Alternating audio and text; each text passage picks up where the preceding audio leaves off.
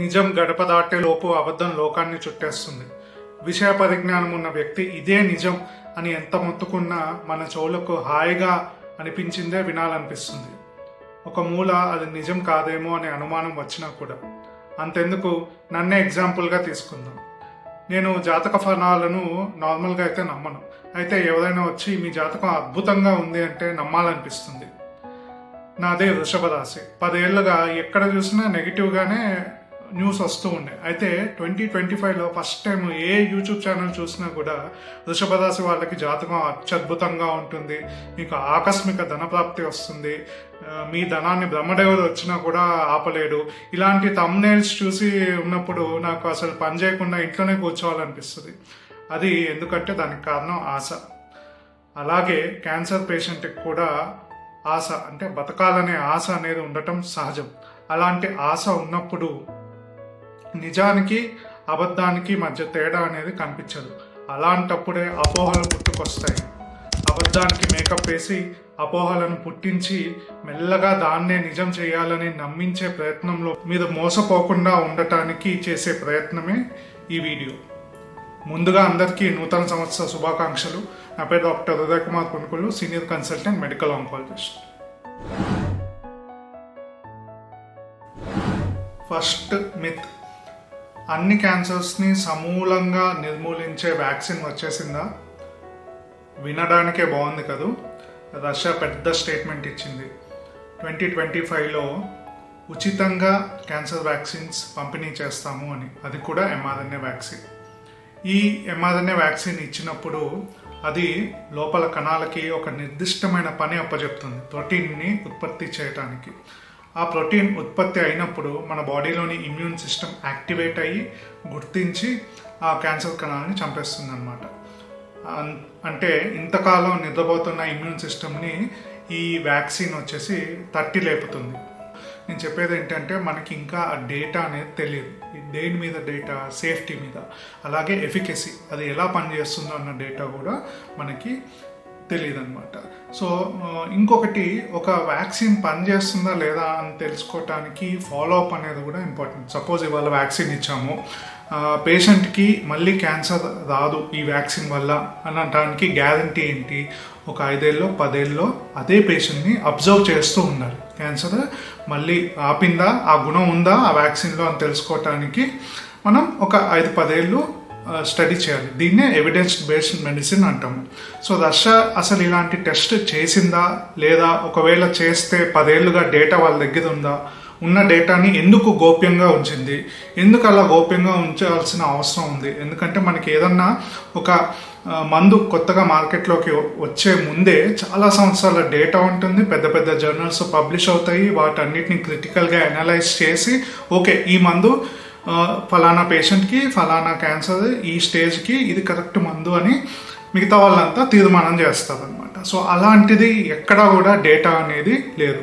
So data ఒకసారి వాళ్ళు మనకి ఇచ్చాక దాన్ని అనలైజ్ చేసి మన పేషెంట్స్కి అది ఎలా నప్పుతుందో చూసుకుని చేసి అది నిజంగా దానికి పనితనం ఉంటే కనుక అది మార్కెట్లో రావాలి అంటే ఇంకా కనీసం 5 లేదా 10 సంవత్సరాలు పట్టే అవకాశాలు ఉంటాయి.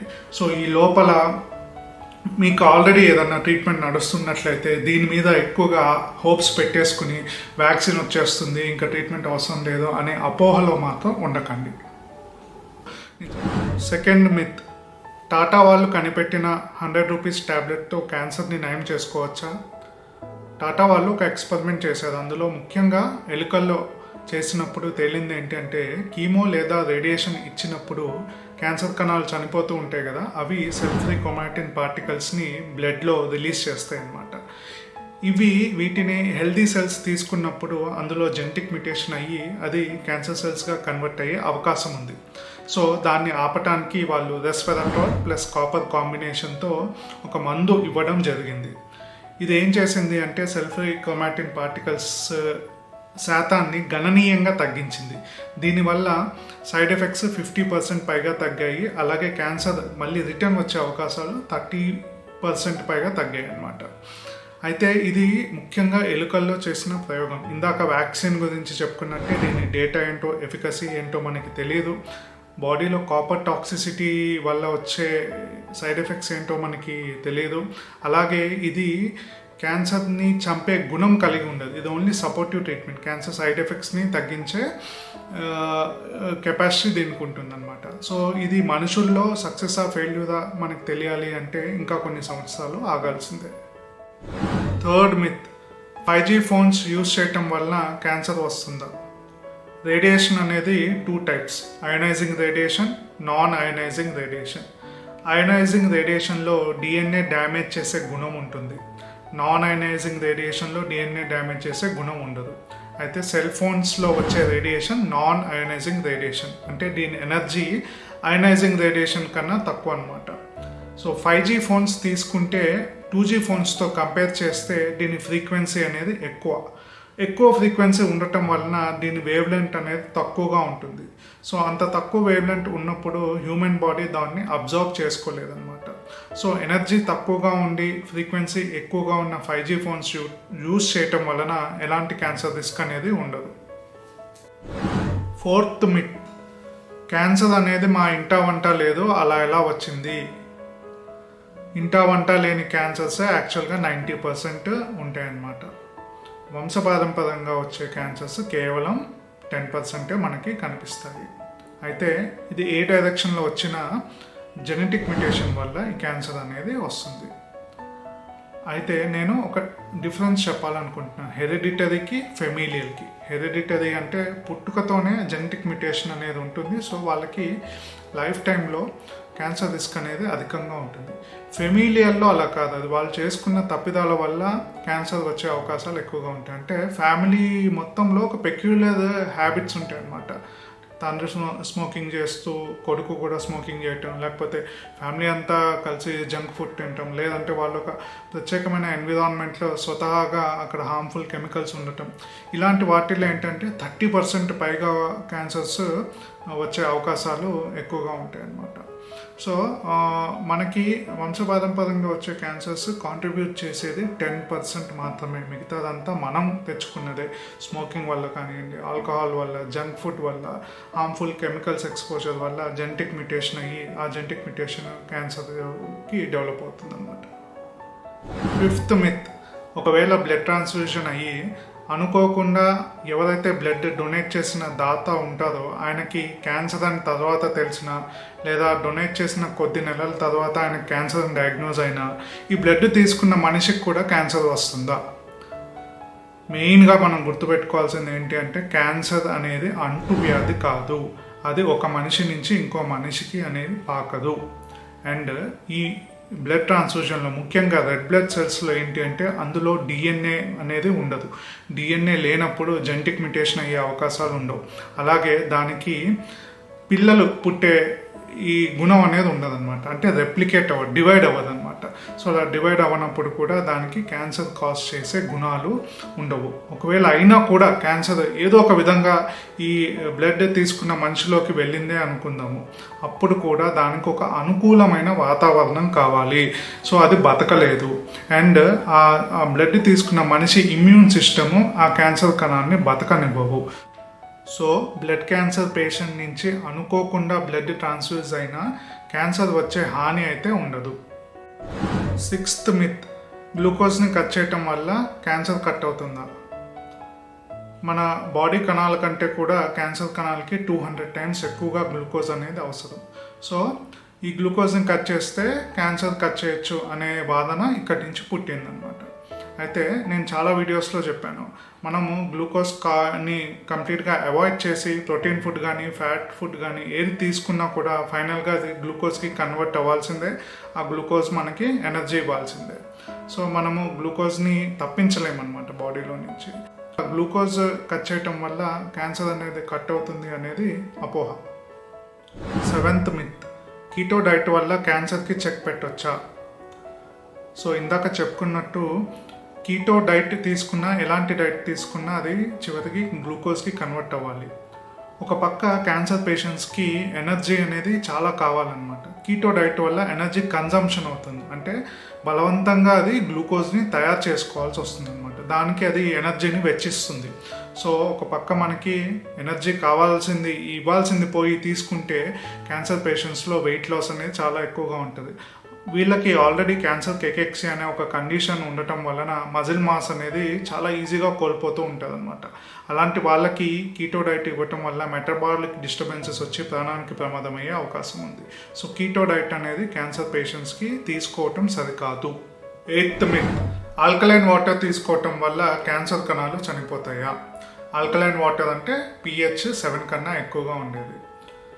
ఇందులో మనం గుర్తుపెట్టుకోవాల్సింది ఏంటి అంటే బాడీలోని blood pH different, urine pH different.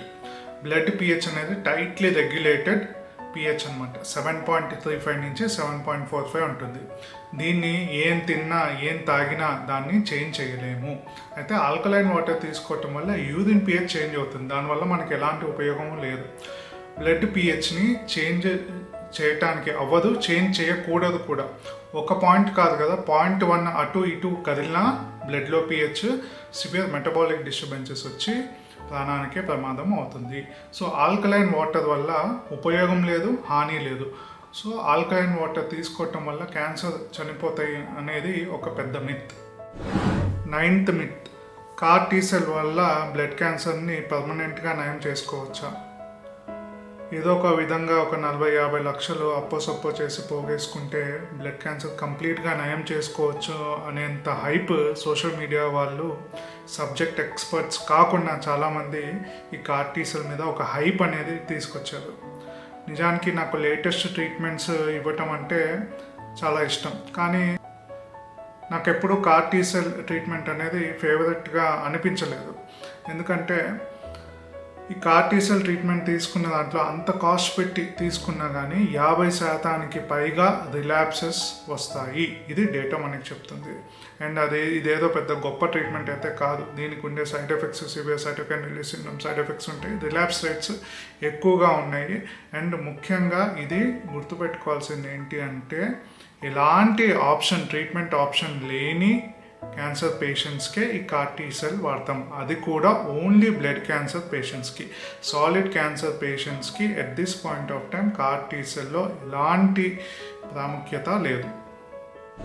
చివరిగా 10th మిత్, ఎటువంటి చికిత్స లేకుండా కేవలం డైట్తో క్యాన్సర్ని క్యూర్ చేసుకోవచ్చా? దీనికి ఎలాంటి ఎవిడెన్స్ లేదు.